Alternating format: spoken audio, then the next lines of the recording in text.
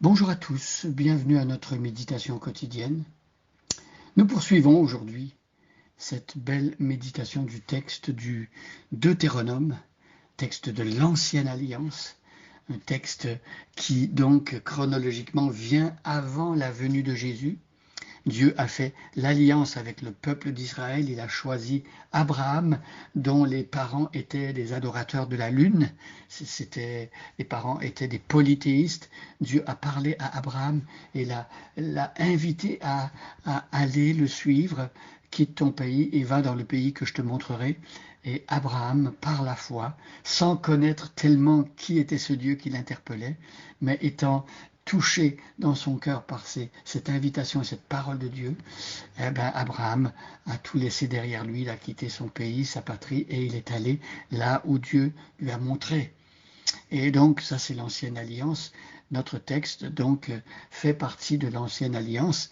Et nous sommes à l'époque de Moïse. Moïse qui a été suscité par Dieu quand le peuple a crié à Dieu, le peuple qui a été en esclavage en Égypte pendant 4 siècles, 430 ans.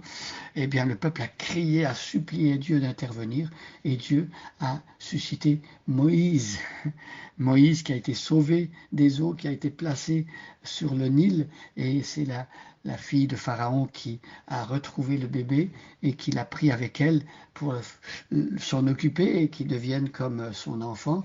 Donc Moïse qui a grandi dans le palais des Égyptiens, auprès de la cour royale, et qui a reconnu qu'il était juif et qui a choisi plutôt d'être avec son peuple et a écouté l'appel de Dieu. Dieu lui a parlé au milieu d'un buisson ardent. Dieu lui a demandé de libérer son peuple. Au départ, Moïse a essayé de faire le travail de lui-même. Il a tué un Égyptien. Ensuite, il est allé pendant 40 ans dans le désert. Dieu lui a parlé, Dieu l'a formé. Et ensuite, Dieu l'a renvoyé vers le peuple égyptien, auprès de Pharaon, pour parler à Pharaon et demander à Pharaon qu'il libère le peuple. Pharaon a refusé, il s'est endurci. Et puis il y a eu des plaies d'Égypte, toutes sortes de manifestations spectaculaires et surnaturelles, et qui ont fait finalement bouger Pharaon qui endurcissait son cœur à chaque fois. Et finalement, lorsque les premiers-nés d'Égypte sont morts, Pharaon a laissé partir le peuple. Mais après, il est revenu sur sa décision. Il a pourchassé avec ses chars jusque la mer des Roseaux.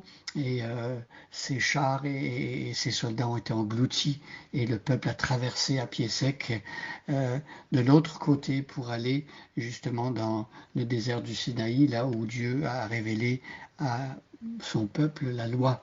Je vais lire les versets 14 à 22 et aujourd'hui nous allons regarder le verset 20.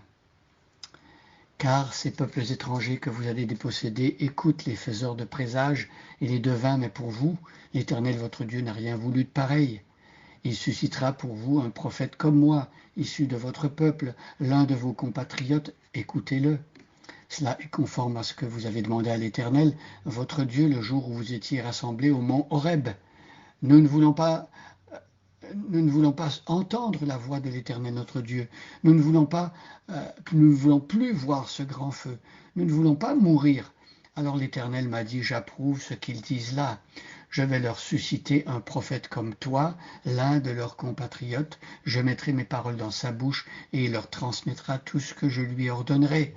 Et si quelqu'un refuse d'écouter ce qu'il dira de ma part, je lui en demanderai compte moi-même. Mais si un prophète a l'audace de prononcer en mon nom un message dont je ne l'ai pas chargé, ou s'il se met à parler au nom d'autres divinités, il sera mis à mort. Peut-être vous demanderez-vous, comment saurons-nous qu'une prophétie ne vient pas de l'Éternel? Sachez donc que si le prophète annonce de la part de l'Éternel une chose qui ne se réalise pas, si sa parole reste sans effet, c'est que son message ne vient pas de l'Éternel. C'est par présomption que le prophète l'aura prononcé. Vous ne vous laisserez donc pas impressionner par lui. Revenons maintenant au verset 20. Mais si un prophète a l'audace de prononcer en mon nom un message dont je ne l'ai pas chargé, alors arrêtons-nous ici sur la première partie de ce verset. si un prophète a l'audace de prononcer en mon nom un message dont je ne l'ai pas chargé. Alors, il s'est trouvé dans l'histoire d'Israël des personnes qui ont prophétisé, on le voit au fil de l'histoire d'Israël, des choses que Dieu n'avait pas commandées. On se souvenait à l'époque des rois, par exemple, il y avait des menaces de l'extérieur et la Syrie ou Babylone ou l'Égypte menaçaient d'envahir le peuple d'Israël, et soit le territoire du sud ou du nord. Et voilà, il y avait toutes sortes de prophètes qui disaient non, non, il n'y a pas de menace, Dieu est avec nous. Or, parfois, c'est Dieu lui-même qui avait suscité cette menace pour juger son peuple.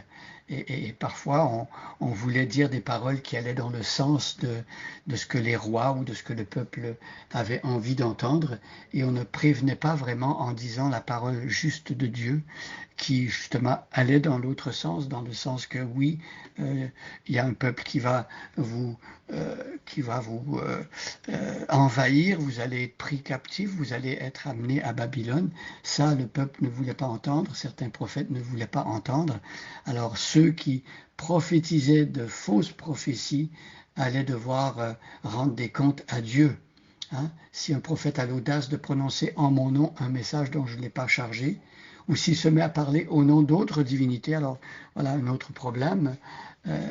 Parfois en Israël, on avait laissé pulluler toutes sortes de pratiquants d'autres religions avec des prophètes ou des prêtres d'autres religions comme les prêtres de Baal.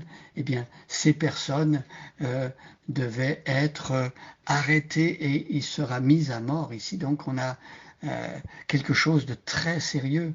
Dieu n'acceptait pas que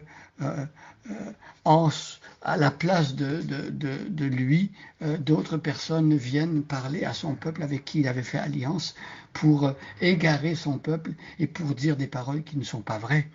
Et donc Dieu punissait de mort ceux qui, tout en disant qu'ils étaient des prophètes, qui parlaient de la part de Dieu, parlaient de la part de quelqu'un d'autre. Alors aujourd'hui, peut-être que dans nos milieux chrétiens, dans nos milieux d'église, ou peut-être parmi les religions, il y a toutes sortes de personnes qui se donnent pour être des prophètes, qui se disent être des porte-paroles de Dieu.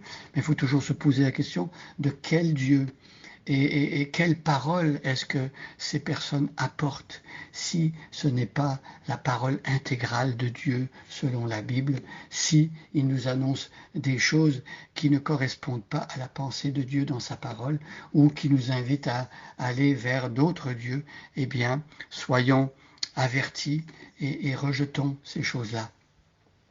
Que Dieu nous aide et que Dieu nous donne du discernement. Bonne journée à chacun et à chacune et soyez bénis.